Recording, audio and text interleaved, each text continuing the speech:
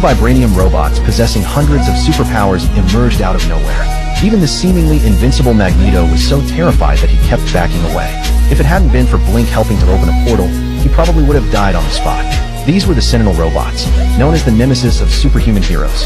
They possessed mimicry systems. The Sentinels could not only imitate mutants' abilities during battle, but also rapidly analyze and create moves to counter their opponents. Even Iceman, who was considered Omega level, used everything he had to defend against enemies, freezing the entire battlefield at absolute zero.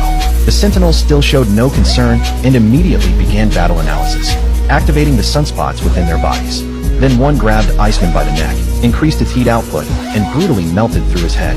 With one final stomp, it completely finished him off. Faced with pyros surrounding flames, the Sentinels were even more composed. They did the opposite, fighting fire with ice. Transforming into a frost giant, they withstood the flame damage and strode forward, directly freezing Pyro to death. As for the outwardly strong but inwardly weak Colossus, he was even less of a match. He threw a punch with all his might, gaining no advantage whatsoever. Instead, he was easily grabbed by his opponent, who quickly transformed into metal harder than his own, wound up his arm, and delivered a devastating punch that knocked Colossus to the ground.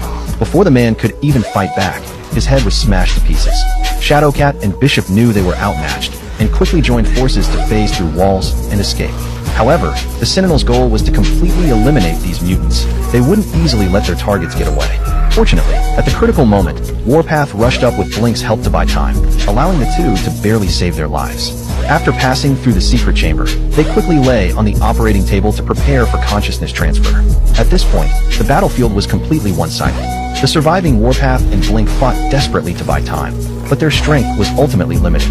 After several rounds, though they saved their teammates, Blink was pierced through the heart by a Sentinel's arm and died. Facing three menacing killing machines, Warpath knew he could hardly survive.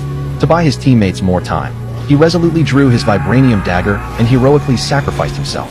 The Sentinels then reactivated their sunspots, their bodies radiating scorching temperatures, melting through the steel door 100 meters away as easily as a hot knife through butter. Along with the molten lava, an entire head drilled through and quickly locked onto its target. Too late, assholes!